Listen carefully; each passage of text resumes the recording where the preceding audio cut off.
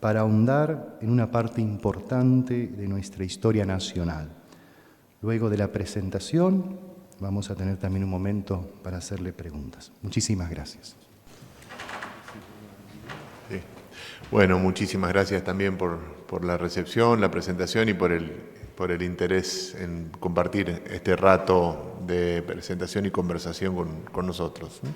Vamos a comenzar con un videíto que es una especie de resumen de la tarea y de alguna manera del proceso de la obra y de su significado, un video oficial de la UCA. Si querés ya lo ponemos. La verdad los hará libres. Es una obra monumental e inédita sobre la vida de la Iglesia Católica en los procesos de violencia en la Argentina entre 1966 y 1983. La obra, en 3 tomos, es el resultado de un trabajo colectivo e interdisciplinario realizado durante 5 años por la Facultad de Teología de la Pontificia Universidad Católica Argentina, a pedido de la Conferencia Episcopal Argentina. La comisión editora de la obra está integrada por el decano de la Facultad de Teología de la UCA, presbítero Dr. Carlos Gali, y los profesores Monseñor Dr. Juan Guillermo Durán, Reverendo Padre Dr. Luis Liberti de la Congregación del Verbo Divino y el Dr. Federico Tavelli. Esta comisión reunió a un importante grupo de investigadores para enfrentar este desafío. La obra se fundamenta a partir del estudio de valiosas fuentes documentales y testimoniales, muchas de ellas inéditas. Entre estas se destacan los archivos de la Conferencia Episcopal Argentina, la Secretaría de Estado del Vaticano y la Nunciatura Apostólica en Argentina, al igual que muchos otros de la Iglesia en Argentina, de organismos en favor de los derechos humanos y otros nacionales y extranjeros, así como testimonios y entrevistas que han sido recogidos por primera vez para esta investigación. La originalidad de la consulta de los archivos de la Conferencia Episcopal y la Santa Sede convierte la obra en la primera en su tipo a nivel mundial, dado que habitualmente el acceso a estos fondos se hace disponible para los investigadores pasados al menos unos 70 años desde su producción. La obra propone algunas respuestas a los interrogantes más complejos de la época a través de una aguda reflexión, de un sólido fundamento histórico documental y de un lenguaje de fácil comprensión. La obra se compone de 3 tomos. El tomo 1, La Iglesia Católica en la espiral de violencia en la Argentina, 1966-1983. El tomo 2, La Conferencia Episcopal Argentina y la Santa Sede frente al terrorismo de Estado, 1976-1983. Y por último, el tomo 3, Interpretaciones sobre la implicación de la Iglesia Católica en los procesos y fenómenos de la violencia. El tomo 1, La Iglesia Católica en la espiral de violencia en la Argentina, se enfoca en el periodo comprendido entre el golpe militar de la Revolución Argentina, 1966, hasta el regreso a la democracia, 1983, prestando especial atención al denominado proceso de reorganización nacional y a las víctimas del terrorismo de Estado, en particular a los desaparecidos. La época está marcada por la recepción del Concilio Vaticano II en medio de la violencia, cómo se involucraron activa y pasivamente los diversos miembros de la Iglesia, laicos y laicas, religiosos y religiosas, sacerdotes y obispos en las distintas etapas y manifestaciones de los procesos de violencia, cómo surgieron y cuáles fueron las diversas ideas, pasiones y acciones de la época, entre otras, la opción por los pobres, la piedad popular, la teología del pueblo y de la liberación, las opciones pastorales y sociales, el trabajo en los barrios marginados, las opciones políticas, los movimientos guerrilleros, los nacionalismos católicos, el terrorismo de Estado y la defensa de los derechos humanos.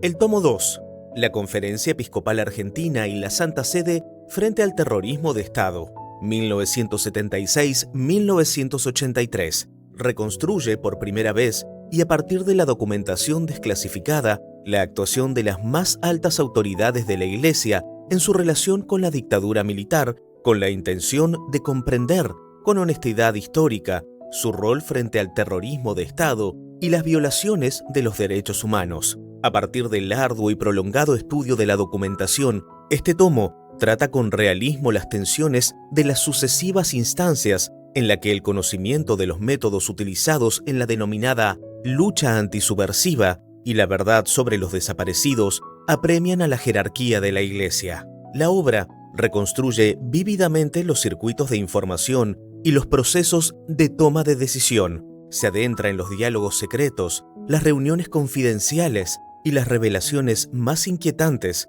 de los altos mandos de las Fuerzas Armadas frente a las autoridades de la Iglesia. Asimismo, analiza en el propio contexto de gestación sus reacciones, expresiones y gestiones frente a las violaciones de los derechos humanos y al drama de los desaparecidos. El tomo 2 presenta por primera vez todo el ciclo completo de la Iglesia frente al terrorismo de Estado, incluyendo el conflicto de Beagle, la Guerra de Malvinas y el Vicariato Castrense. En el tomo 3, Interpretaciones sobre la Iglesia en la Argentina 1966-1983, con honestidad histórica, la obra desea aproximarse lo más posible a responder algunos de los principales interrogantes de un periodo histórico trágico y complejo, evitando caer en las simplificaciones de los relatos ideológicos y las apologías parciales. Después de las novedades y las perspectivas dadas en el tomo 1, la Iglesia Católica en la espiral de la violencia en la Argentina 1966-1983 y del completo análisis realizado en el tomo 2, la Conferencia Episcopal Argentina y la Santa Sede frente al terrorismo de Estado 1976-1983, el tomo 3 da un paso más aportando miradas, argumentaciones y horizontes por parte de académicos e intelectuales argentinos y extranjeros. Los estudios presentados no se limitan a comentar lo tratado en los tomos 1 y 2, sino que intentan manifestar nuevos aspectos de una historia compleja que las distintas disciplinas permiten resaltar. La reflexión se sitúa en el cruce entre la historia, la sociología, la ciencia política, el derecho, la filosofía y la teología. La comprensión de los hechos y sus consecuencias se enriquece cuando se los lee desde varias ópticas. El acceso a la verdad histórica solo puede darse en el diálogo permanente entre hechos e interpretaciones que alcancen a completarse entre sí. La variedad de miradas ayuda a aproximarnos a una comprensión más completa y abierta. La hermenéutica no se reduce a una interpretación, sino que abre muchos acercamientos a los acontecimientos y sus significados. Al final, en el tomo 3 se reúne, por un lado, testimonios inéditos de protagonistas del período y familiares de las víctimas que comparten su historia de dolor, y, por otro, algunos ecos de lectores de La verdad los hará libres, tomo 1 y 2, que comentan el significado de esta obra. En ambos casos, los testigos son los responsables de sus textos. Con esta obra, la Conferencia Episcopal Argentina, consciente de su misión de servir a la sociedad, ha querido primeramente ordenar y clasificar sus archivos en orden a hacerlos asequibles a aquellos que, cumpliendo debidamente la reglamentación vigente, quisieran escrutar con honestidad intelectual las fuentes en orden a historiar científicamente un periodo difícil de la vida argentina. Además, encargó a un grupo de especialistas idóneos este primer trabajo de investigación sistemática a fin de ofrecer una mirada de conjunto. Finalmente, el presidente de la Conferencia Episcopal Argentina, Monseñor Oscar Ojea, presentó a la justicia argentina aquellos documentos hallados durante este tiempo de clasificación que pudieran ayudar a lograr una justicia largamente esperada. La verdad los hará libres. Es una contribución a la historia argentina y abre nuevos horizontes de investigación, reflexión y discusión.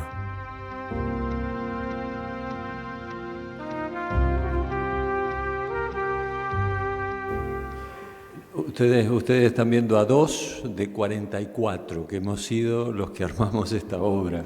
Es decir, somos ni siquiera el 1% ni el 10%, el 5%.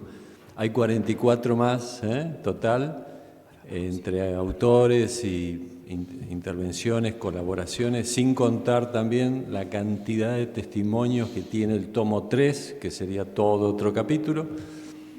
No solamente escribimos, sino que pedimos testimonios de muy diversas índoles y categorías, de posiciones también al respecto de la obra, Así que es una obra multifacética, poliédrica, como le gustaría decir al Papa Francisco. Bien, la idea es esto de comenzar con un momento de nos preguntamos algo y después comenzaremos a hacer también algún momento de diálogo. ¿Sí? Perfecto. Sí, nosotros siempre traemos preparado el texto de nuestra presentación, que como decía el Padre Luis, no vamos a leer, pero se los ofrecemos, ahí lo tienen accesible también.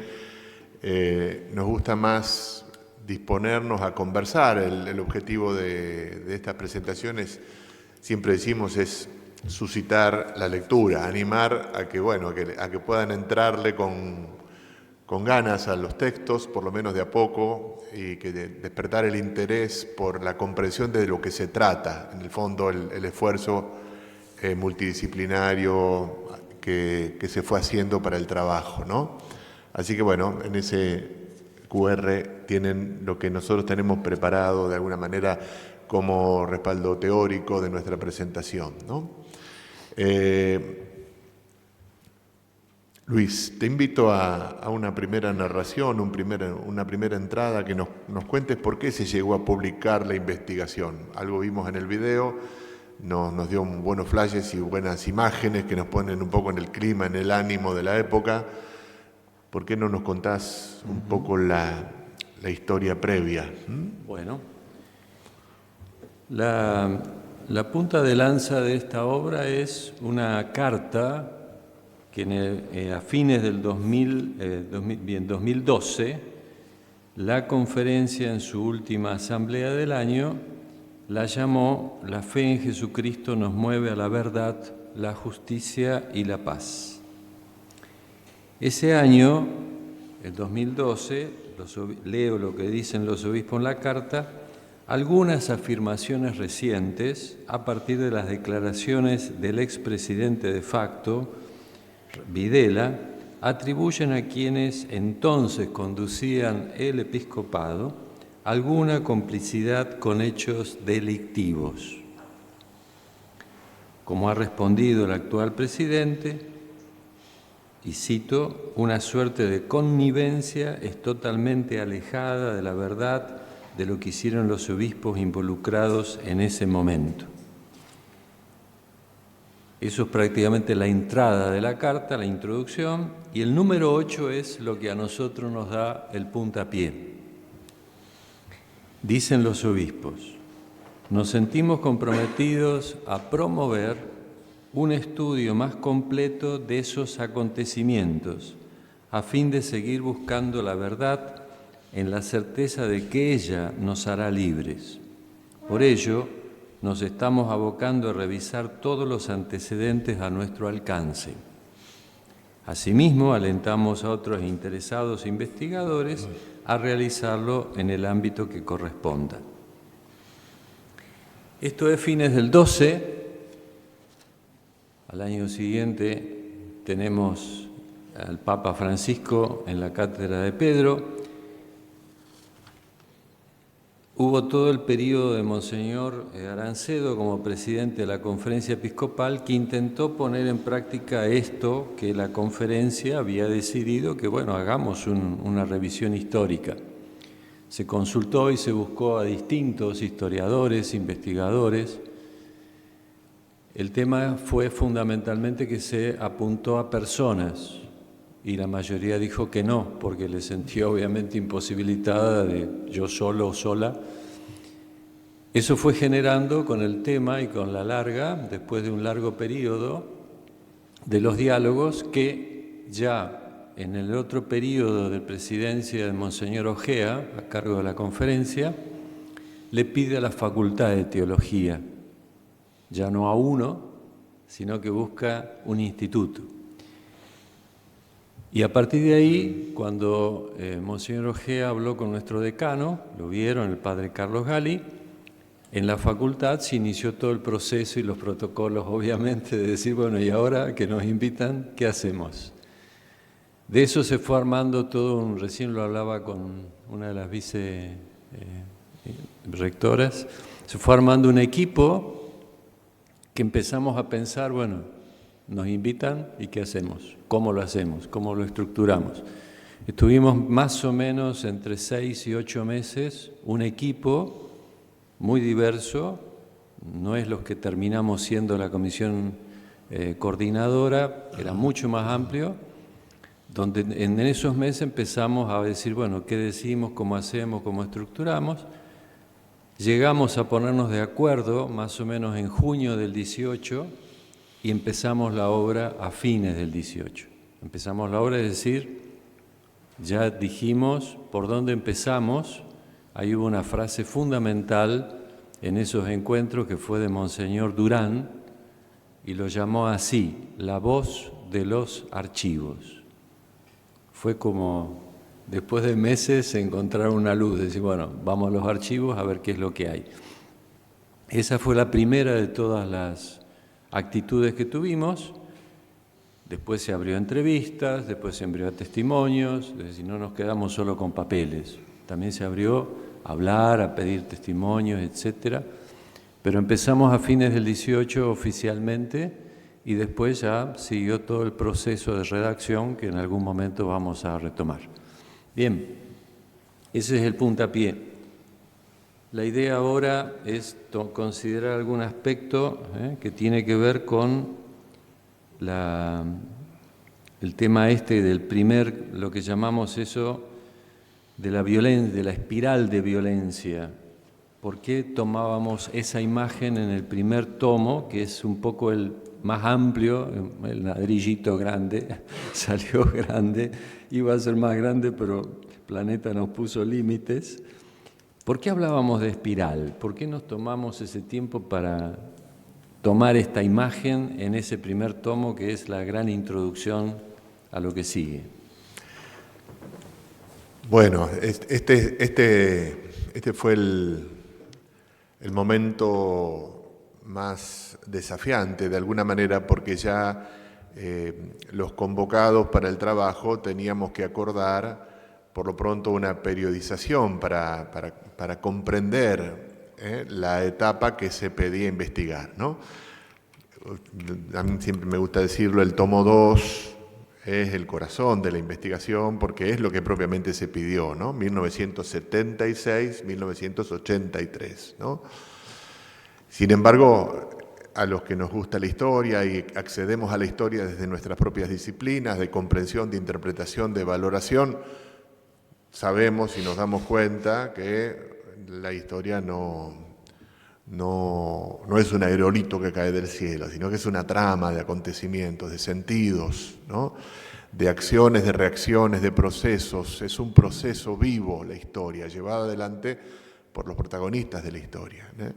Fue que somos los seres humanos en relación, y que experimentamos nuestras dinámicas como seres humanos, ¿eh? En este caso el pueblo argentino, que tiene una historia, y la Iglesia en esa historia, y los distintos actores de la Iglesia en esa historia. Entonces, ir poniendo el foco en el periodo nos exigió poner el foco en todo el periodo anterior, ¿no? Nos preguntábamos cuándo empezar. Tenemos que hablar de la violencia, que tiene su elixir, su punto culmen en la violencia del terrorismo de Estado, pero cómo es que sucede esta trama de acontecimientos, esta espiral, como nos gustó llamarlo en la expresión de Elder Cámara, esta espiral de la violencia que se va desplegando.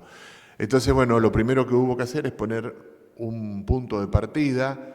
Después de mucha conversación, la violencia atraviesa el proceso histórico argentino de 1930 con mucha fuerza desde 1955. No podíamos hacer una obra de todo el siglo XX, evidentemente. Se tomó por opción comenzar a periodizar la actividad de la Iglesia y en la historia argentina en 1966, por dos motivos fundamentales. En el 66 irrumpe la dictadura de Onganía, la Revolución Argentina, hay una nueva interrupción de los procesos democráticos, y en el 66 se está dando en la Argentina la primera etapa de recepción del Concilio Vaticano II. Son dos coordenadas fundamentales para pensar esa década anterior al terrorismo de Estado, ¿no? A la última dictadura. Cómo se fueron desplegando en la sociedad argentina las distintas acciones de los distintos miembros de la sociedad y de la Iglesia, es lo que tratamos de comprender en ese primer tomo, que le da contexto a toda la obra, contexto histórico. Ahí fue un trabajo arduo, nos agarró la pandemia haciéndolo, de muchos pensando juntos y de muchos teniendo que meternos en el estado de la cuestión. Aparecemos con un trabajo después de muchos otros que habían venido haciendo investigaciones muy serias por otro lado. La obra llega después de mucho trabajo, ¿no? De mucho trabajo de comprensión, de mucho esfuerzo por la memoria, por la verdad y de mucho deseo de aprender de lo vivido, ¿no? De que la memoria, la verdad, la justicia, la paz, la reconciliación sean categorías que le permitan a la sociedad argentina asumir su historia. En ese sentido, la Iglesia, como sabemos desde sus comienzos, es un hecho plural y diverso. Sus actores estuvieron en distintos movimientos y en distintas situaciones y fueron protagonistas, unos más, unos menos, de todo ese proceso vivo que es la historia.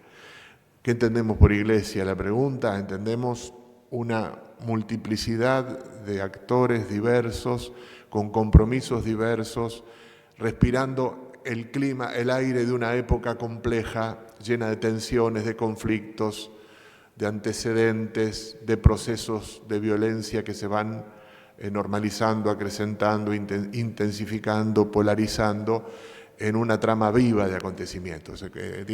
Toda América Latina está presa de esto que se llamó la Guerra Fría, esta gran polarización que se da después de la posguerra entre Estados Unidos y la Unión de la República Socialista Soviética, que es guerra fría, muy fría, pero en el norte, pero muy caliente en el centro y en el sur de América Latina, con todos los procesos de violencia política, de búsqueda, de anhelos de justicia, en esa de cambio social, de transformación de la sociedad y el crecimiento de también teorías como la de la seguridad nacional y otras que aspiran a enfrentar la diversidad social y la conflictividad social que se genera desde la actuación del Estado. En esa lógica se va dando también la participación de distintos movimientos cristianos en el proceso de recepción del Concilio Vaticano II. Eso es muy complejo, muy diverso, tiene muchas caras, tiene muchas facetas, significó estudiarlo mucho, discutir mucho entre nosotros, complementarnos con bibliografía, con estudios antecedentes, con documentos, sobre todo también con mucho testimonio de los protagonistas, ¿sí? Entrevistas y testimonios de los entrevistas para comprender la época, el esfuerzo de comprensión histórica, qué ideas, qué acciones, qué espíritu esa época tiene y se va gestando esta trama histórica que tenemos que estudiar y analizar. Por supuesto que de esto hay muchas cosas y de esto podemos conversar después también, ¿no? Vamos entonces. Bueno, ¿alguna idea del tomo 2? El 1 y el 2, como recién lo comentaba, decía, son tomos en donde ninguno de los autores podíamos escribir si no fundamentábamos. Entre el 1 y el 2 hay cerca de 7.000 notas a pie de página donde hemos documentado lo que hemos dicho. Recién el 3 va a ser interpretaciones. Los obispos, cuando tuvieron en cuenta este pedido, más bien consideraban el tomo 2. Como dijo muy claramente mi compañero, el equipo nos dimos cuenta que, vamos de entrada a esto, pero esto no es que empezó el 24 de marzo, es decir, hay que mirar la historia con estas perspectivas históricas, contextuales, diversas. La historia, como algunos lo dicen, es un pequeño rompecabezas hasta que uno encuentra la forma total de la figura. Entonces, con el preámbulo del tomo 1, que ubica ese contexto los lugares, que va a las personas. Ahí tomamos laicos, tomamos sacerdotes, Fabricio y compañeros, lo reitero, han hecho de los mejores escritos sobre los presbíteros de esa época, vida religiosa, todo otro tema, obispos en particular, etc. Vamos al tomo 2. El tomo 2 es fundamentalmente el archivo de la Conferencia Episcopal Argentina. No es el archivo de la diócesis ni de Posadas, sino lo que sí Monseñor Kemmerer enviaba a la conferencia. ¿Por qué? Porque la conferencia tiene organismos de conducción, de deliberación. Entonces todos los obispos habitualmente solicitaban temas o solicitaban situaciones. No vinimos a revisar el archivo de Posadas, hubiera sido imposible. En ese momento estábamos hablando de cerca de 66, 67 diócesis. Entonces, sí, todo lo que los obispos enviaban al archivo de la SEA, de la Conferencia Episcopal, lo dimos vuelta. Nos dieron autoridad para revisar todo, absolutamente todo. Y tuvimos el acceso durante un año y unos meses, por particular autorización del Papa, a los archivos de ese período en el Vaticano. Eso incluye la Secretaría de Estado del Vaticano, que es el organismo de conducción hacia afuera, con la relación con los estados, hacia adentro de la Iglesia, etc. Hay una sección que es relación con los estados, y lo que el nuncio en Argentina informaba, comunicaba, o lo que al nuncio desde el Vaticano le solicitaban o le pedían. Quienes saben algo, estos archivos no están clasificados, son archivos corrientes. La Conferencia Episcopal al día de hoy no tiene un archivo histórico. Y lo digo con ironía porque hemos revisado cajas y cajas y cajas y cajas y cajas, porque todo tiene un protocolo. Había una asamblea episcopal, entonces va una caja previa que dice todo lo que va de previo a esa caja episcopal. Después vienen las actas de la asamblea episcopal y después viene la caja de las resoluciones de la asamblea episcopal, pero las tres no se cruzan. Entonces, revisar eso fue también un pequeño y grande rompecabezas. Y mucho más complicado fue el archivo de Secretaría de Estado porque no está clasificado.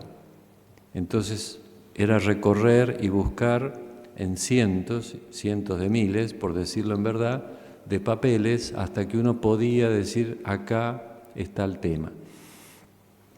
Hemos revisado fundamentalmente eso y hemos puesto lo que los documentos dicen. Algunas veces hemos usado algún periódico, alguna revista, pero fundamentalmente ustedes van a ver ahí archivo de la conferencia y archivo de la Secretaría de Estado. Hemos sido lo más objetivos posibles, donde se presentan las actitudes.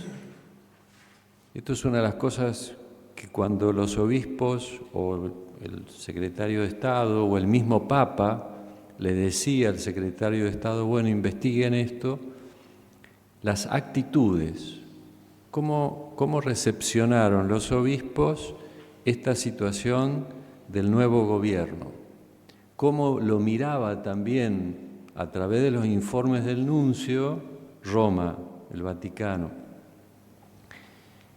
Otra cosa que también nos interesó mostrar en ese largo tomo es las acciones. ¿Qué hicieron? No entramos a ningún juicio. Después hacemos algunas conclusiones parciales y totales, pero hemos tratado de poner qué es lo que hicieron, hasta dónde hicieron. Y obviamente que queda también todo un margen de grises de cosas que no hicieron. Al mostrar lo que hicieron, el que lee va a poder encontrar también todos los otros grises de este tema que quedó grande, inmenso. Y aparte de las actitudes y aparte de las acciones, hemos también tratado de mostrar los gestos que tuvo la Conferencia Episcopal. Hay que tener en cuenta que aquí no hablamos de Monseñor Kemmerer, que era miembro de la Conferencia Episcopal, sino del cuerpo de obispos como organización. Hay un largo apéndice donde hemos tratado de mostrar cómo se organiza la Conferencia Episcopal, que es bastante complejo, es bastante compleja la organización. Todos los obispos obviamente tenían la posibilidad de solicitar temas, intervenir en las reuniones, en las asambleas, discutir las cosas. Pero ciertamente que después por la organización, y apareció mucho recién en el video, queda muy centrada las actitudes, los gestos, las acciones en la comisión ejecutiva. El presidente, los dos vices y el secretario. Ahí está el presidente en la foto, ¿no? Ahí está Prima Testa, que le tocó ser inmediatamente a posteriori del golpe presidente. El texto está armado en 3 grandes períodos. A medida que fuimos investigando estos años, nos fuimos dando cuenta que le llamamos el primer período el terror, fue donde la violencia fue de mayor cantidad. Un segundo momento en donde, después de esos primeros años de terror, pasamos al tema del drama, ¿no? Y a posteriori, el último periodo era las culpas. El gobierno fue viviendo como estos 3 momentos, es lo que nosotros podemos interpretar a la luz de lo que hemos leído de los archivos eclesiásticos. A fines del 77 habían hecho la carnicería que hicieron, la limpieza que ellos consideraban. Entró todo un problema a posteriori, cuando ya en el 79 la Comisión de Derechos Internacionales Interamericana, empiezan también las madres y agencias del extranjero a denunciar todo esto que pasaba acá, y el golpe final, el tiro le salió por la culata con la Guerra de Malvinas. Es decir, ahí cuando perdimos con Malvinas se vino todo para abajo, y es donde ellos empiezan a sentirse cómo nos sacamos esta culpa de encima. Por eso que está dividido en esos 3 momentos, que son periodizaciones. Cada uno de esos momentos le hicimos alguna conclusión. Y después todavía pudimos hacer una conclusión general sobre todo lo que hemos pensado. Este tomo permitía hacer esto. El 1 hubiera sido imposible porque entre los curas, las religiosas, los obispos particulares, este tomo pudimos hacer. Es un tomo en el cual hemos intentado plasmar la historia y hacerla accesible. Quienes han leído y quienes han tomado en mano, por así decir, los textos, no hemos hecho una redacción difícil ni complicada. Fuimos dando un tono narrativo, histórico, crítico, fundamentado. Ese tomo tiene 4.500 citas a pie de página. Las conozco porque, como trabajé en editorial, sé del tema y se han puesto todo documentado. Ese es básicamente el tomo 2. Vamos un ratito al tomo 3, que vos tuviste la coordinación también del 3, y después quizás abrimos el diálogo. Sí, cómo no. Y aquí tenemos también algunas de lo que fue para nosotros, bueno, importante de hacer, que se nos pidió además. El tomo 2, propiamente, es el que les muestra a los actuales obispos que pidieron la obra eso que ellos mismos piden. O sea, comprender el sentido común de este grupo colectivo que lo llevó a no estar a la altura de las circunstancias y a no haber hecho lo suficiente en las consecuencias que evidentemente la sociedad argentina ha ido en un proceso largo asumiendo con mucho dolor del ejercicio de la violencia del Estado, el terrorismo de Estado y la gravísima violación de los derechos humanos. Particularmente también considerando que muchos hijos de la Iglesia, animados por la misma Iglesia, el compromiso en la recepción del Concilio Vaticano II, con los pobres, en la cercanía con las situaciones de fragilidad humana de la sociedad, sufrieron persecución, martirio y fueron, digamos, víctimas de ese terrorismo de Estado, ¿no? O sea que la complejidad del tomo 2, con tantos elementos históricos, con tanta mostración de documentos, con tanta selección de actitudes y cursos de acción que los obispos llevaron adelante, exigía, bueno, un primer esfuerzo de interpretación, de comprensión de esa época, considerando a esto que en metodología llamamos la historia evaluativa, en la cual, bueno, caemos en la cuenta de los valores, de las tramas, de los procesos de aberración, de los sesgos, de los soslayos que la comprensión tiene en una época, de los hábitos mentales que nos impiden caer en la cuenta de lo que está pasando y tomar la actitud a la altura de las circunstancias. Bueno, este fue un desafío del tomo 3, ¿no? Que se invitó ahí a muchos a trabajar en enfoques interdisciplinarios para asumir distintos temas que los dos anteriores generaban y dejaban planteados. La historia no son solamente hechos, ¿sí?, sino que son hechos que necesitan ser sólidamente fundados, investigados, pero inmediatamente, imposible que no sea así, interpretados, valorados, juzgados en su contexto sin anacronismo, en el contexto en el que ocurrieron, juzgarlos, y tampoco sin la negación a comprenderlos y a sacar consecuencias para el presente. La historia tiene una fuerte carga sapiencial en ese sentido, de sabiduría para los que somos lectores y actores hoy. Tiene algo que enseñarnos. La mayoría de los contemporáneos no está consciente de todo lo que se está gestando. Bueno, estudiarla con un método histórico crítico, profundo, bien fundado, nos habilita a una comprensión mayor que la que tenían los contemporáneos. Bueno, eso es lo que se intenta en el tomo 3.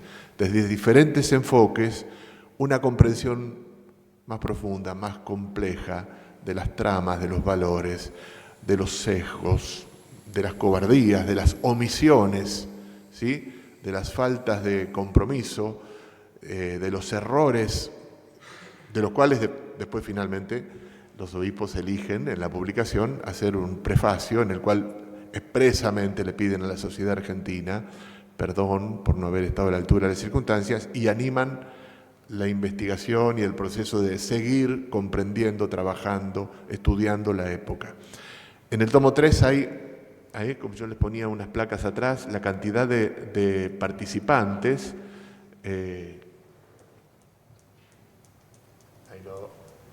Ponerlo para atrás hasta llegar al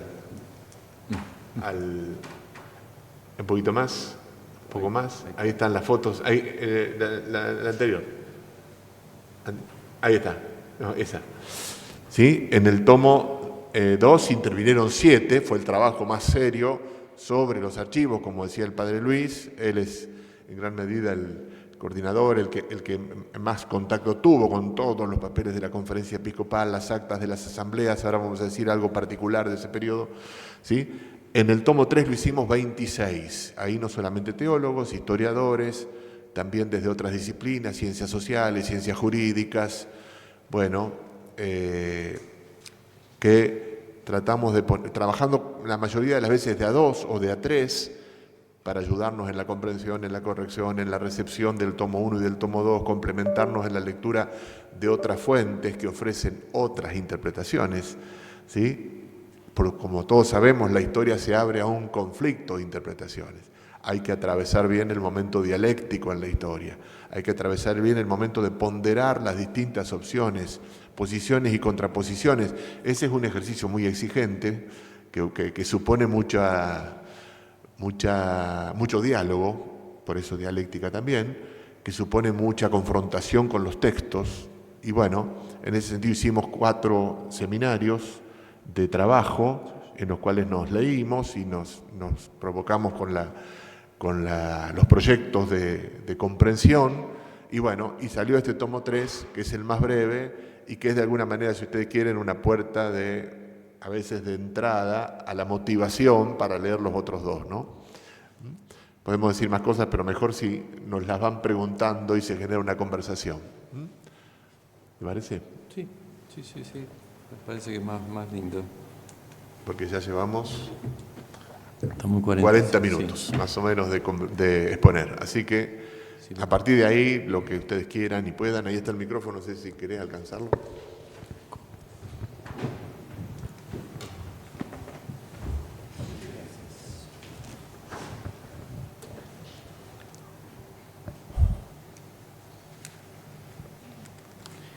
Para ir rompiendo el hielo por ahí mientras van pensando, decíamos, por ejemplo, en el tomo 2, actitudes de los obispos como colegio, no como obispo personal. ¿Sí? Porque después los obispos en personal, si ustedes se toman el tiempo y van al 1, es muy distinto. Una actitud que tuvieron los obispos es, por ejemplo, no haber consultado a ningún jurista ni a ningún politicólogo de su propia Universidad Católica.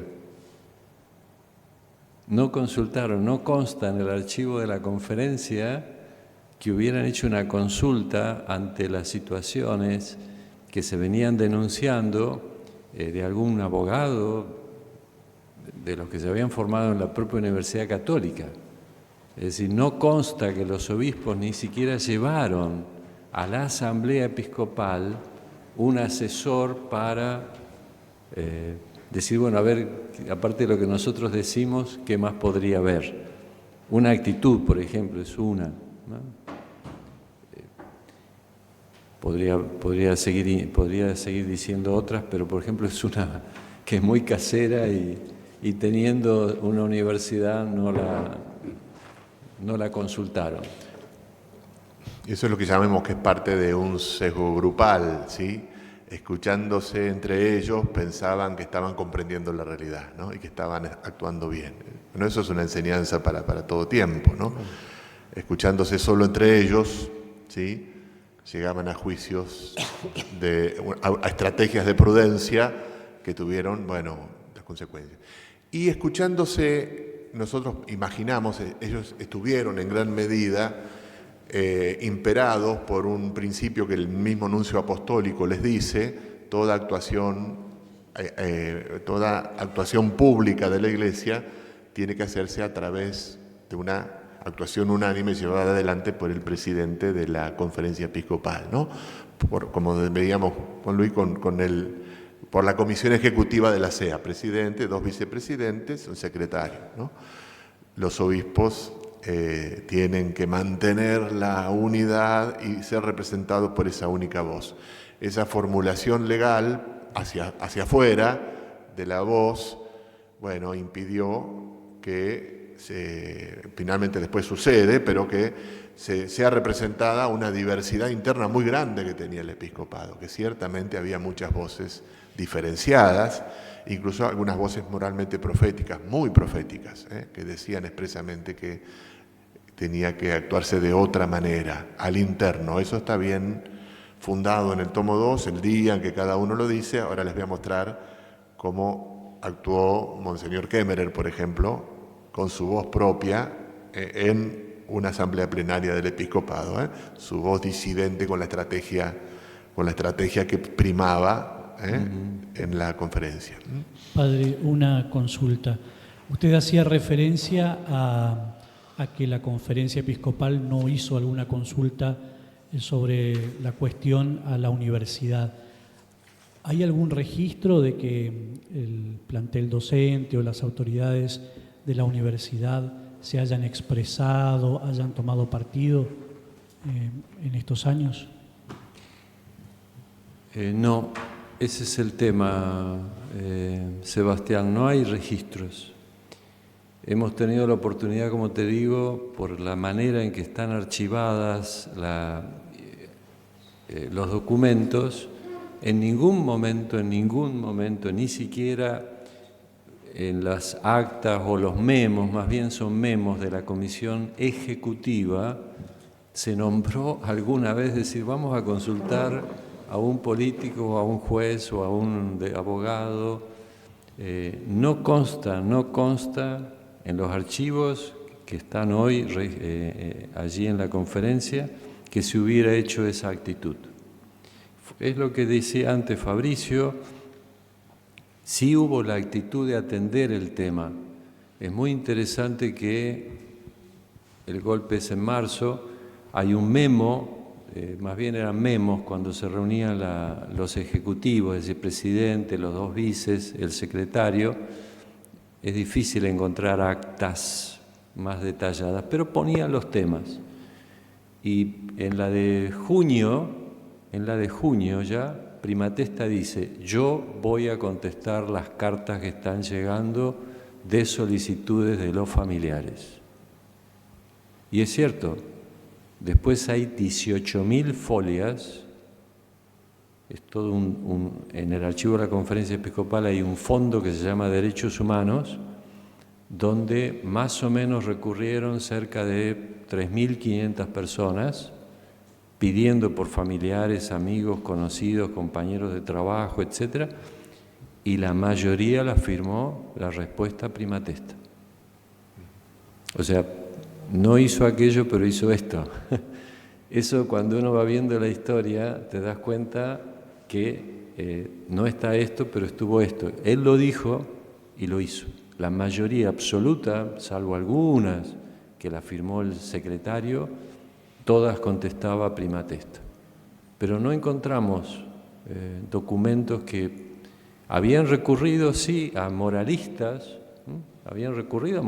Monseñor Nolasco, de la Arquidiócesis de Buenos Aires, y el padre Basso, dominico, muy conocido, reconocido como moralista, que le pidieron, eso vemos que viene de la época de Tortolo, pero es lo único, y es más bien desde un aspecto moral sobre el tema de la guerra, que no es propiamente el tema de desaparecidos o la atención de familias, etc.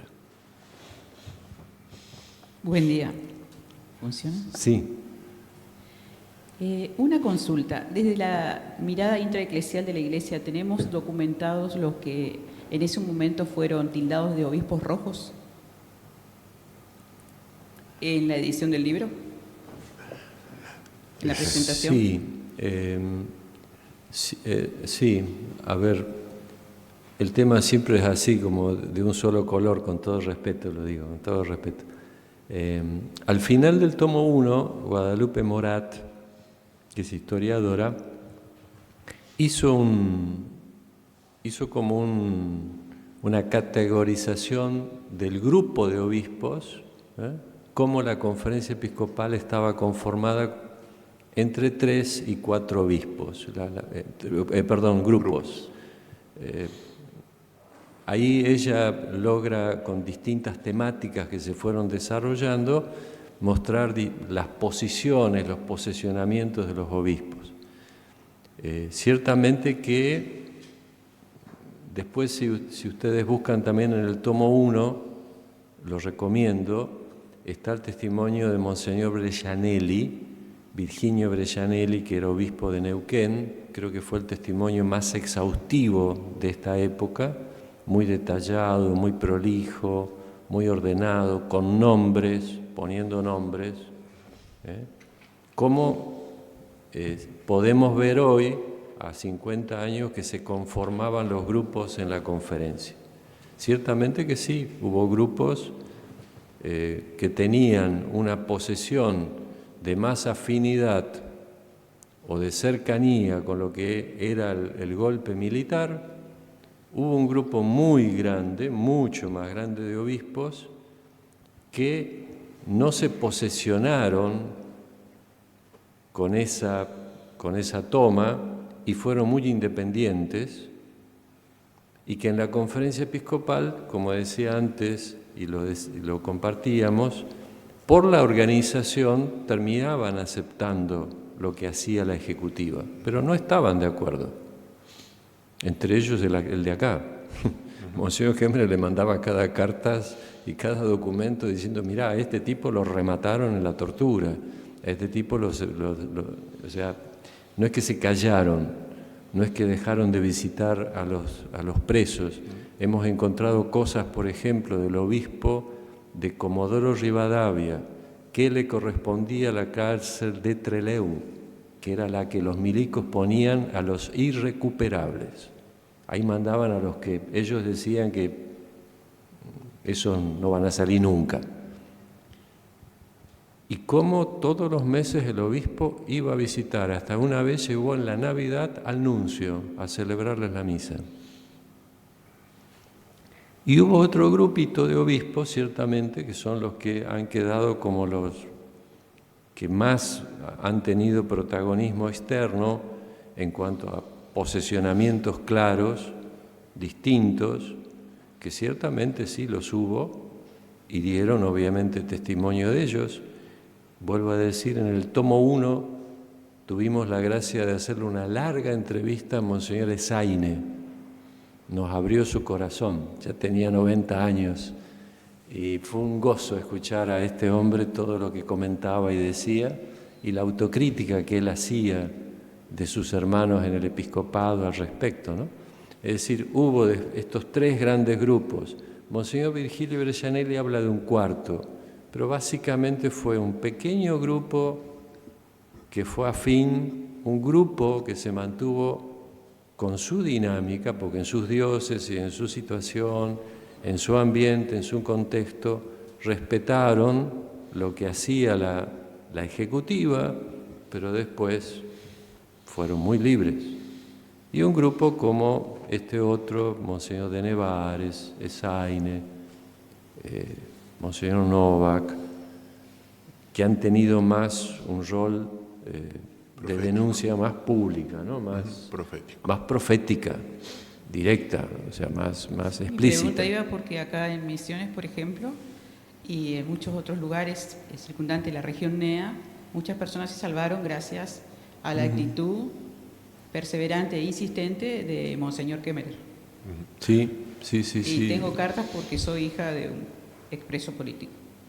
Mi abuela fue parte del movimiento de abuelas de Plaza de Mayo en su momento, ya fallecida, y su hijo fue un detenido, por eso, en la región NEA.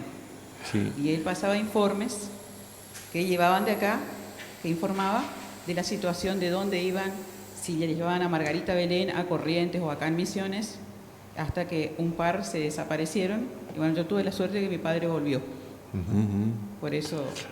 Y también dentro de la cronología de cómo se comenta la historia de parte de la mirada extraeclesial, los tildaban de obispos rojos, por eso dice la consulta. Sí, hay... Estaba encomillada la expresión. Está muy bien. Sí. Monseñor Devoto también desde Goya hizo mucho. Hemos podido tener acceso al archivo que nos enviaron de Monseñor Devoto, y a él está ahí el seguimiento que le hacía la inteligencia de Estado. O sea, en el archivo de Goya ellos tienen cómo lo siguieron a Devoto los servicios de Estado, ¿no? Y también fue sumamente controlado y sumamente denunciante de muchas situaciones. Monseñor Devoto también en el NEA tiene mucho que ver.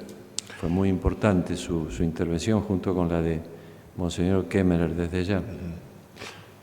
En función de eso, buscamos para compartirles en el tomo 2, precisamente en las actas de las asambleas, hay una intervención de Monseñor Kemmerer, por lo menos el secretario toma nota, ¿no? Como ustedes ven ahí, a Kemmerer se lo nombra 19 veces en el tomo 1, es uno de los obispos más nombrados, ¿sí? 29 veces en el tomo 2, muchas veces. En el tomo 1 hay muchos testimonios de valoración de su actuación, porque el tomo 1 presta voz a los archivos, a los protagonistas, ¿sí? Y todavía aparece 3 veces en el tomo 3, que no es propiamente histórico, sino de interpretación. Y, por ejemplo, el 13 de noviembre del 78, en una asamblea plenaria del episcopado, El cronista, el secretario, narra que se siguieron intervenciones de Rubiolo y Kemmerer indicando las dificultades que cada uno tuvo que sortear para visitar a los presos. Todos sabemos que se lo desnudaba, se lo cacheaba para amedrentarlo en que siguieran esa actitud de visita para los presos, porque era un compromiso con ellos, ¿no? Rubiolo también señaló que los familiares de los desaparecidos carecían de información al respecto y Kemmerer a la falta de juicios imparciales a condenados e indicó que tuvo una denuncia de varias páginas considerándolo causante del extremismo en Misiones, al obispo. Eso es una especie de condena a muerte, o de condena a un accidente por lo menos, ¿no? Del cual Kemmerer no logró, gracias a Dios, poder contarlo. Esta fue redactada, según el obispo, en la Casa de Gobierno de Misiones. Para Kemmerer, era lo que se estaba discutiendo, había que hablar de los desaparecidos. Un año antes que finalmente el Papa hablara en público, Kemmerer le decía a sus hermanos obispos, hay que hablar de los desaparecidos. Bueno, un testimonio de ese grupo.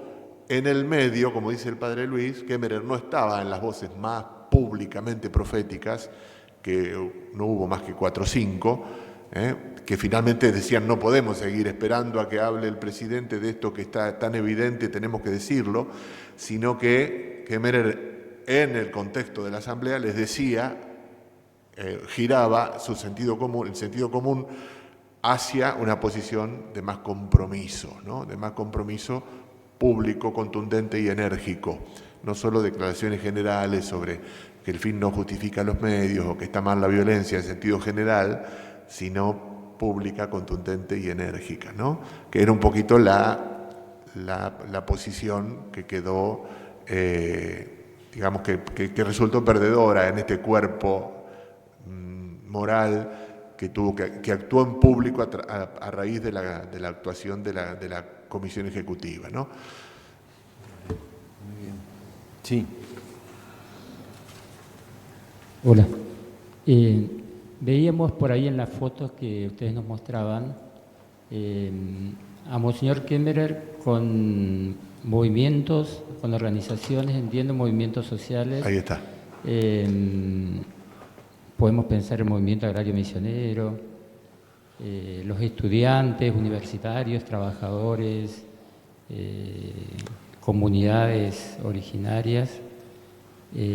¿Esto aparece en la obra? ¿Hubieron entrevistas, contactos porque ahí veíamos laicos, entonces por ahí también la gran presencia en nuestra región, ¿no es cierto?, en el NEA, pero acá en Misiones la presencia del movimiento agrario misionero sí también aparece en esta obra, ¿no es cierto? Aparece en el tomo 1, en la actuación laical, que el compromiso de los cristianos con la época, como actores de una época en la cual la Iglesia se replantea su vínculo con la sociedad y su compromiso histórico, ¿no? Los gozos y alegrías, las esperanzas y sufrimiento de los hombres de nuestro tiempo son de los discípulos de Cristo. Gaudium et Spes anima a los cristianos al compromiso histórico. Hay muchos movimientos que en esta época son actores, protagonistas de llevar adelante el concilio y en ese sentido reciben de alguna manera una categorización, una demonización, una primera violencia simbólica que muchas veces es la raíz después de la violencia física, ¿no? En ese sentido, por ejemplo, si para motivar a la lectura, el capítulo 11, perdón, el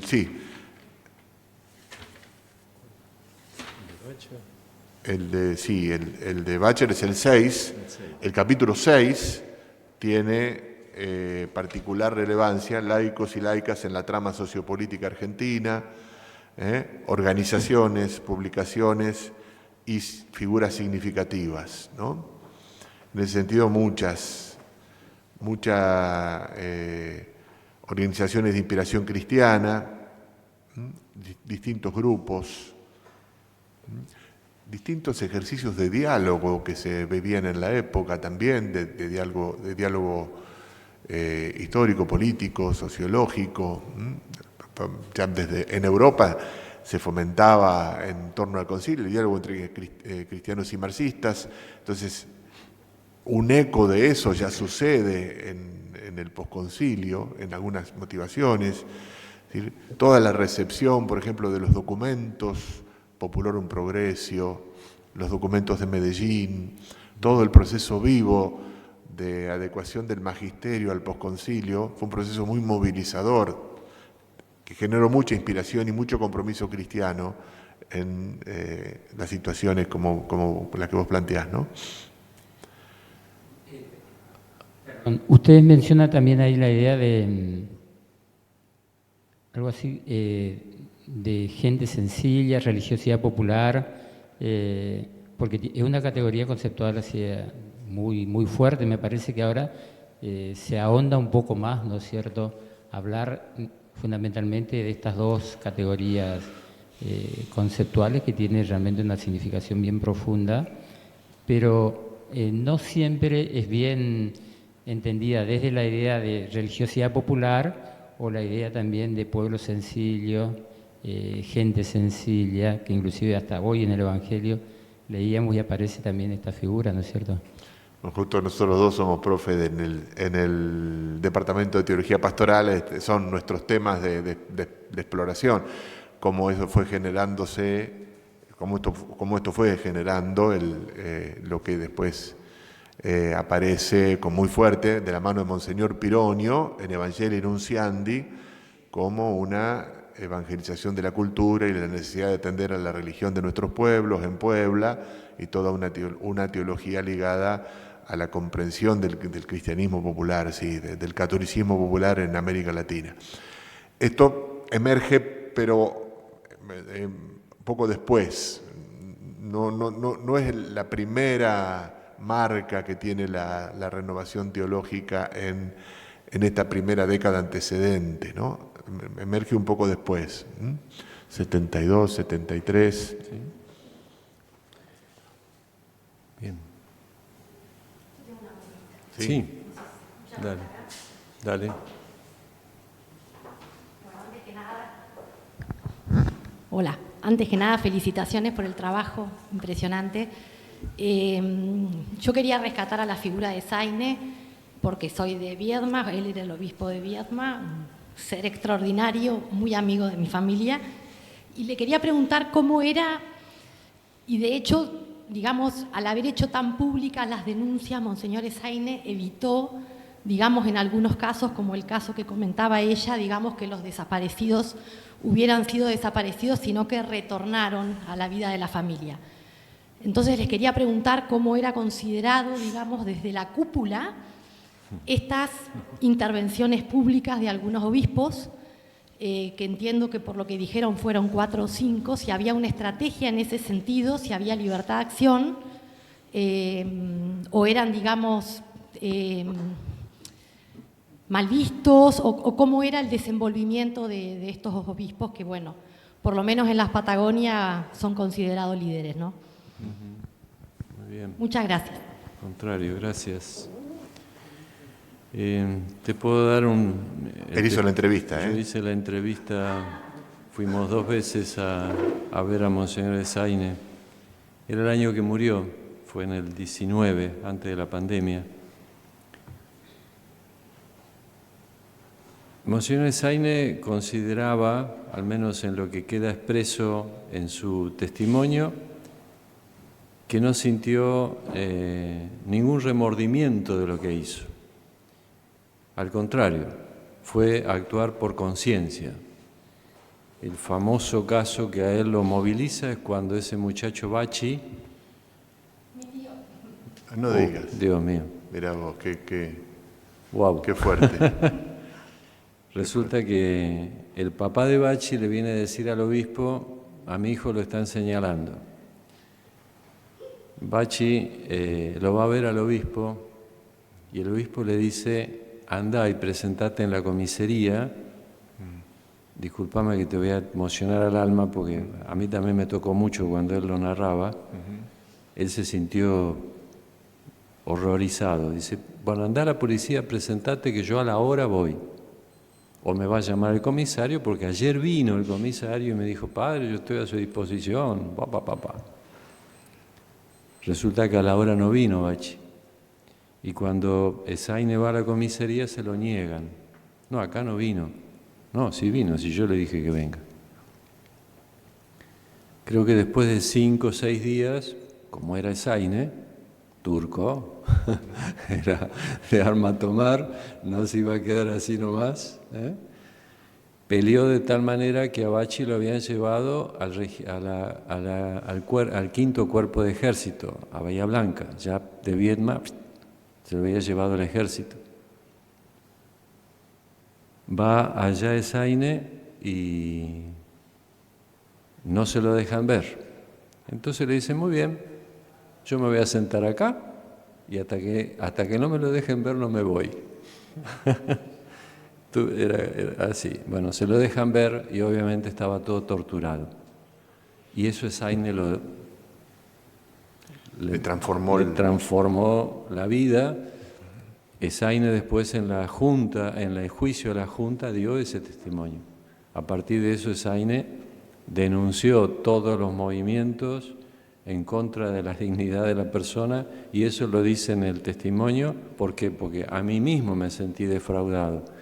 Este señor vino el otro día a decirme, venga padre, estamos a disposición, le mando un pibe y me lo trae muerto, torturado, no muerto, torturado.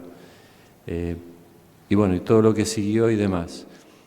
Él lo que contó y él lo que expresó, en la segunda entrevista pidió que vaya un obispo, y fue Monseñor Casareto, que eran más o menos contemporáneos en el episcopado. Y ahí los dos tuvieron un diálogo, quedó todo reflejado en el tomo 1. En ningún momento Esaine sintió, digamos, más que había cumplido con su conciencia. Sí quedó expreso que ellos se sentían como bichos raros. Eran bichos raros en el episcopado.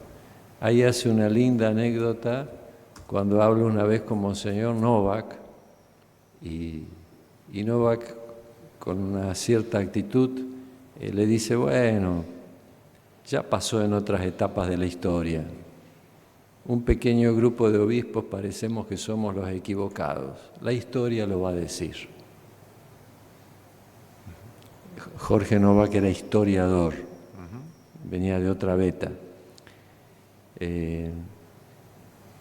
Lo que podemos constatar de los obispos como de Nevares u otros es de que, si bien no rompieron nunca la comunión, tuvieron obviamente una actitud libre. Tuvieron una actitud libre, como la tuvieron acá otros obispos, como nombraba. En el NEA también fue muy, muy importante Monseñor Iriarte, obispo de Reconquista. Muchos obispos se apoyaban en Iriarte porque era una persona que tenía una personalidad y un estilo y una manera. Se sintieron libres. Hubo como una estrategia de la comisión ejecutiva, pero ellos dijeron, bien, ustedes háganla, nosotros vamos también a hacer esto. Y en ningún momento sintieron que rompieron la comunión. Al contrario, la comunión es en la diversidad, es en la alteridad, es lo que ahora decimos con este nuevo término o viejo término de sinodalidad, ¿no? Lo poliédrico que significa vivir como iglesia, ¿no? Creo que yo tuve la gracia de conocer mucho también a Monseñor Novak, también de mi congregación, y las veces que él ha venido a hablarnos, cuando sucedían estas cosas, él nos decía, yo tengo que respetar primero mi conciencia. Y Esaine dijo lo mismo, respeto a mis hermanos que tienen otra conciencia, pero yo tengo esta. Y entonces actuaron en esa actitud que, menos mal, gracias a Dios, nos dan esta visión que decía recién Fabricio, ¿no? Es decir, la profética. Está bien cuidar ¿Por qué hubo tanto miedo para que ese gobierno no cayera? Eso está todo muy documentado. Porque temían que y subiera un milico peor. Ese es el tema. Tenían miedo que fuera Suárez Mason, o que fuera Camps, o que fuera el Menéndez del Tercer Cuerpo. A Videla lo vieron como, con todo respeto, como un intermedio entre lo peor. Está constantemente en todos los años de la dictadura, va a venir algo peor, puede venir algo peor. Estos obispos dijeron, no, ya estamos en lo peor, no nos vamos a esperar que venga algo peor, no nos vamos a callar. Entonces actuaron en consonancia, ¿no? Sabemos que se reunían, sabemos que tenían su pequeño momento de diálogo. No eran exclusivamente estos que son tan conocidos, otros que también estuvieron en esta línea, pero tomaron otras actitudes. Monseñor Saspe en Santa Fe se les debe mucho, porque tuvo otra actitud. Él estaba en la comisión ejecutiva, pero después lo que hizo por los detenidos y por los familiares, y las visitas y las mediaciones que le tocó actuar a Saspe en ese periodo complicado de la historia argentina, no se lo llega del todo a vislumbrar. Hay que hurgar, hay que investigar a Saspe para decir, estuvo en la ejecutiva, pero fue una persona que logró un equilibrio entre esos que se iban a favor de la bandera y aquellos que por ahí no llegaban a entender esa actitud. Es decir, el tema, como lo dijo de entrada y ya hablé demasiado, la Iglesia somos distintos, diversos, no hay homogeneidad absoluta salvo en lo que creemos. Menos mal, gracias a Dios, que el credo nos une a todos, ¿no? Y en eso no hay nada que nos diferencia. Después, en las maneras, en las actitudes, en las mediaciones, en las articulaciones, en las estrategias, no es lo mismo vivir acá en medio de esta flora exuberante de donde vengo yo, que más bien edificio uno al lado del otro, o donde está Fabricio en San Nicolás, que es más campo. Nos une la fe. Después lo otro, y ya hablé demasiado, perdón, pero no me imaginé que iba a tener otro regalo de historia.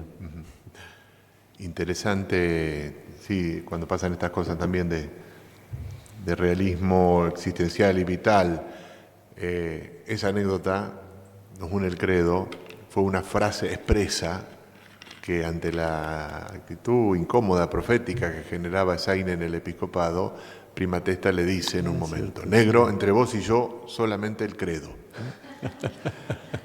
Cierto. Quiere decir, así que bueno, para nosotros sabemos.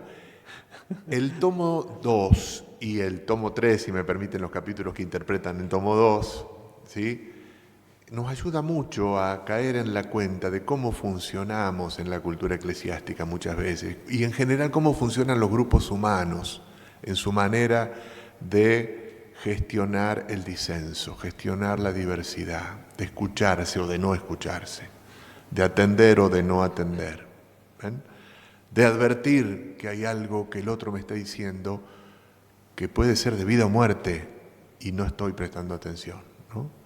Atender o desatender, de tomar una actitud auténtica a la altura de la época o tomar, llevado por un espíritu difícil de analizar en todas sus causas, pero hay que hacerlo porque hay sabiduría ahí, una actitud inauténtica que tiene también muchas consecuencias, ¿no? En ese sentido, por el estudio de un caso, por decir así, hacemos historia, ciencia, en diálogo con la teología moral, con las ciencias sociales, en el estudio de un caso podemos advertir cosas que se siguen repitiendo muchas veces, la dignidad negada, la voz negada del otro, ¿sí?, o el autoconvencimiento o el ser parte de una trama bloqueada de comprensión del buen obrar, de la buena decisión. Esto creo que es un planteo que hay que hacer y que la obra hace y que motiva a hacerlo, ¿no? y por eso salimos de cualquier lugar cómodo de apologías, de apologéticas, tampoco de una posición ideológica de análisis en bloque. Todo es complejo, pero necesita ser comprendido, ¿no? Por ejemplo, otra anécdota de Zaine, muy llamativa, dice: yo no me acuerdo qué tema era, pero yo ya no quería hablar. Por momentos uno se cansaba de estar siempre en contra, le dice Zaine al padre Luis, ¿no? De estar siempre en contra y de sentirnos solos. Sí, éramos 4 o 5 ante todo, y entonces llegó un momento en que yo escuchaba y decía: esto lo dije, ¿para qué hablar? ¿Para qué seguir hablando? Bueno, me está narrando la dinámica interior de alguien que está en esa situación, ¿no? Y se me acerca un obispo por detrás y me dice: che, Zaine, ¿por qué no hablaste hoy? Y yo le digo: ¿y por qué no hablaste vos? Y él me dice: no, pero vos ya estás quemado. Esta anécdota es muy triste, dice el viejito con 95 años, le dice a Luis: esta anécdota es muy triste. Sí, nosotros nos causa gracia porque ensalza a su persona, pero esta anécdota para él era muy triste, que sus hermanos no lo escucharan. También para Angelelli, el padre Luis, su tesis sobre Angelelli, fue muy triste percibir que su voz no era escuchada, ¿no? No sé si Dios no está queriendo la sangre de algún obispo, ¿no? Sí. Bueno, no sé si algo más. ¿Sí? ¿Alguien más quiere? A los dos, yo soy laico siempre en la iglesia, con algún compromiso, con un montón de errores, falencias, pero me siento integrante de la iglesia, del pueblo de Dios, ¿no es cierto? Y como esta obra es de la iglesia, uno puede pensar, bueno, ¿a quién está destinada? A un público amplio, a investigadores, pero también a gente común que por ahí la primera vez que a lo mejor pueda tener una aproximación, un acercamiento, algún análisis respecto a esto. Por eso insisto con algunas categorías conceptuales, algunas ideas, algunos grupos fundamentalmente laicales, organizaciones. Uno puede pensar, no sé, la idea de esto que ustedes mencionaban, el terrorismo de Estado, la idea de los subversivos, esa palabrita, que tiene una significación que nos da la lengua, pero cómo había sido utilizada, ¿no es cierto? Que a veces nos duele porque muchas veces, hasta en la actualidad, sigue usando de esa manera, ¿no es cierto? Lastimosamente en nuestra provincia, hace poco tiempo, una concejal electa había utilizado términos haciendo referencia a esto, que tiene por ahí un dolor por cómo es utilizado la palabra, que se le otorga, ¿no es cierto? Exactamente, sentido peyorativo, despectivo. Pero también soy docente, entonces cuando uno habla, muchas veces nos llevan a esto y a veces uno dice, bueno, ¿qué respuesta dar? ¿Dónde encontrar respuesta?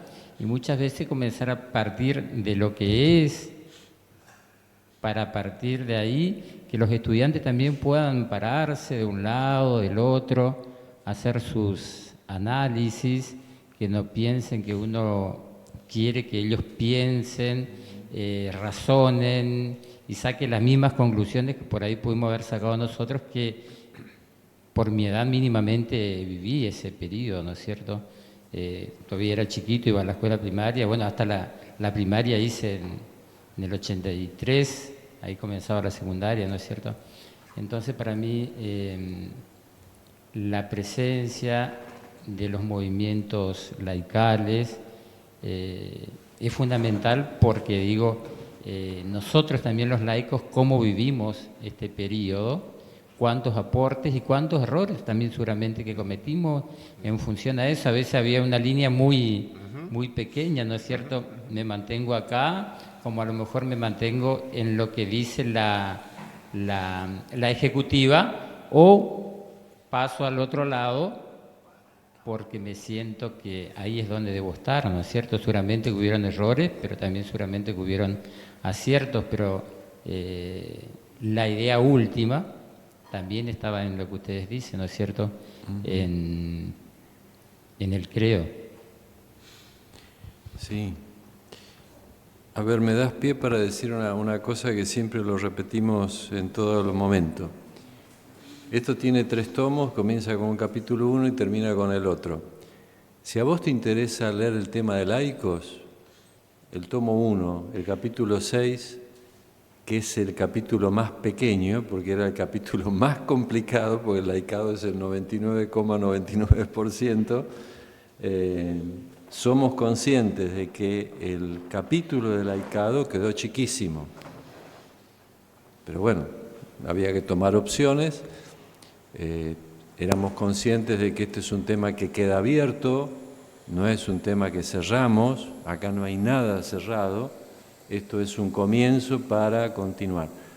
Si a alguien le interesa leer un punto de uno de los capítulos, sea el interpretativo, porque ya el interpretativo por ahí te va a dar, como los capítulos que hicieron ellos, ellos me refiero al equipo que coordinó Fabricio, sobre esta manera con la cual se manejaron la jerarquía para actuar con el gobierno. Bueno, en el tomo 3, los capítulos que te van a orientar desde por qué actuaron como actuaron. Cada uno entra a estas 2000 y pico de páginas de donde quiera. Si bien después están ordenados, porque quienes lo pensamos, bueno, le dimos esta estructura. Pero te interesa el tema de curas, te interesa el tema de vida religiosa, es muy interesante también los capítulos que han hecho de vida religiosa. Te interesa más la jerarquía, digamos, la Conferencia Episcopal y la Santa Sede, bueno, tenés el 2. Los accesos de lectura son tanto cuanto la inquietud que cada una pueda tener, porque si empezás a leer tomo 1, capítulo 1, porque tengo que seguir la secuencia, sí, pero no, con libertad de espíritu. El 1, 2 y 3 del primer capítulo, del primer tomo, te da la introducción a todo. Hasta que terminas la introducción, por ahí decís, ay, ya me cansé. Entonces, ¿te interesa ver este tema? Comenzás por ahí. ¿Te interesa ver la interpretación para después ir a la historia? Por ahí. Está escrita de tal manera que uno pueda tener los múltiples accesos. Están todos cruzados las informaciones. En las notas al pie se hizo un trabajo muy grande de articulación de todos los tomos. Entonces, si vos lees esto, abajo vas a encontrar, mirá, anda allá, anda allá, anda allá. Uno entra libremente por donde se siente más identificado. Somos conscientes de que el tema de laicos nos quedó chico, porque aparte no hubiera llevado la obra, sinceramente. Han quedado cosas pendientes. Hace cuánto, un mes atrás, menos, hicimos una reunión, nos reunimos como 20 de los autores de la obra, hicimos alguna evaluación, hemos hecho alguna autocrítica, y bueno, somos conscientes, obviamente, que esto es el comienzo para que siga adelante, ¿no? No pretende cerrar nada, no pretende cerrar nada. O sea, es como decir, bueno, hasta acá llegamos cuando pusimos el punto final. A mí me tocó meterme con otra investigación por otro tema que me pidieron los obispos y resultó que encontré más reuniones de la comisión ejecutiva con los milicos en esa época. Y la historia es así. Yo cerré tal época, pero vino esto otro y encontré ya más reuniones y encontré más cosas que si pudiera ponerlo, pero no me entra ya en esa página, será para otro momento. Los accesos múltiples. Este tipo de eventos como el que estamos haciendo quieren eso, favorecer el camino de la recepción de la obra. E incluso también favorecer, estimular la posibilidad de recepciones locales. Bueno, anécdotas como la que escuchamos y otras que ustedes pueden tener, especialmente los interesados en la historia, pero también a veces estimulando a trabajar a los estudiantes, ¿sí? Pueden tener una mordiente en la sensibilidad de la zona que pueden contribuir también al bien espiritual, a la evangelización. Nosotros creemos que las formas de antitestimonio y escándalo, lo dicen los obispos, ¿sí? En su reconocerlas, ofrecen testimonio de una actitud cristiana correcta. Pedir perdón es propio de seres humanos que necesitan aprender de sus puntos oscuros, ciegos. Narrar que nos equivocamos a menudo, aunque dé vergüenza, es saludable para la condición humana, ¿no? El tomo 3 también apunta en esa clave. Yo creo que en ese sentido el episcopado hizo un pedido muy valiente, que la facultad estimuló una obra hecha a muchas manos, que quiere poner poco este espíritu, ¿no? Y como vos decís, contribuir a un sentido común en el que la memoria sea un lugar teológico. Papa Francisco lo dice muchas veces eso, nunca se avanza sin memoria, ¿no? Una memoria lúcida, que tiene un tono penitente muchas veces, sí, porque vivimos, porque sufrimos, porque bueno, nos hicieron sufrir, hicimos sufrir a otros. Bueno, me parece que es un camino que no termina, al contrario, que hay que estimular a que se siga produciendo, ¿no?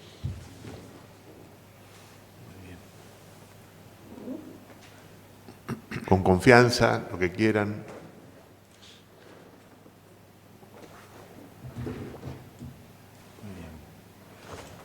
¿Está públicamente a la venta?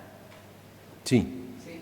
Sí, hemos hecho... ¿Ahora es solo dentro de la seda o ya están las librerías? No, esto lo está distribuyendo la editorial Planeta. Hicimos el convenio de edición con la editorial Planeta y también está en ebook. O sea, tiene las dos posibilidades, papel o quien por ahí quiere decir, bueno, me interesó tal tema y no voy a leer todo esto, está los ebooks también. Hicimos un convenio con una editorial que tenga amplia distribución, gracias a Dios y a los trabajos muy arduos de algunos. A fin de este año sale la traducción del tomo 2 con agregados en italiano y estamos en las tratativas para la mitad del año que viene también el tomo 2 con agregados en alemán.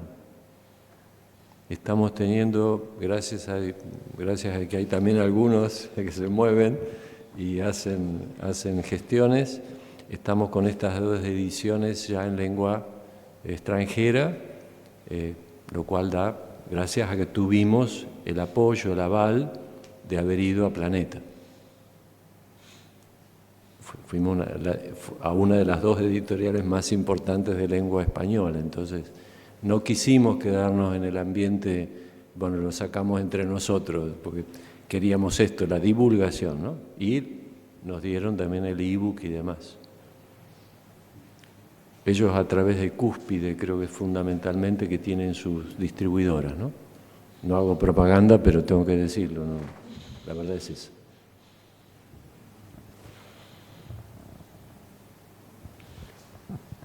Bueno, en nombre de la universidad, muchísimas gracias, Padre. En ustedes también a todo el equipo que trabajó y gracias también por dejarnos así sembrada la inquietud de seguir investigando, conociendo y asumiendo también parte de esta historia que es nuestra historia, ¿sí? Con tantísimos actores también en nuestra zona, ¿sí? Esa imagen del Padre Cherepá que les compartía, ¿sí? Al inicio, cuando en las misiones por ahí en Alberdi, él nos contaba y compartía con nosotros sí, ese periodo de la historia que le tocó vivir. Bueno, creo que amerita que también asumamos esa parte de nuestra historia. Así que muchísimas gracias, Padre, muchísimas gracias a todos los que se sumaron. Le damos un fuerte aplauso a nuestros padres. Muchas gracias.